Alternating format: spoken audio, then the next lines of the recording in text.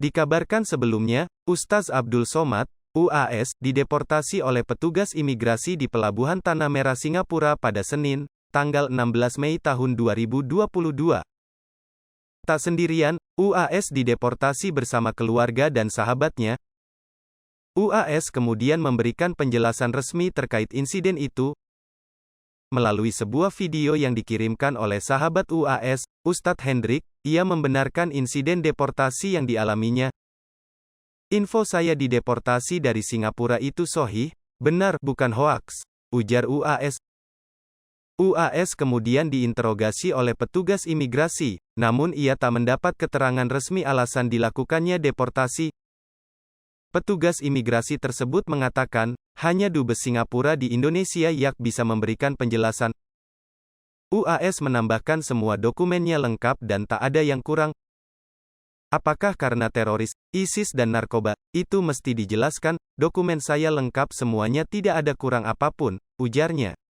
Sebelum ditahan, ia diperiksa terakhir, sedangkan keluarga dan sahabatnya sudah lewat pemeriksaan. Ia menjelaskan, sempat diinterogasi selama 1 jam di ruangan yang berukuran 1x2.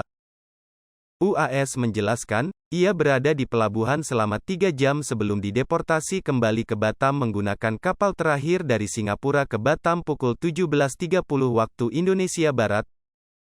Ia mengatakan, saat itu pergi ke Singapura untuk berlibur, bukan untuk berdakwah. Dalam video itu, UAS juga menyampaikan apa yang ia pikirkan selama di dalam ruangan saat ditahan di imigrasi. UAS juga menantang Dubes Singapura di tanah air, alasan dirinya dideportasi karena selama ini dirinya bebas ke Malaysia dan negara lainnya.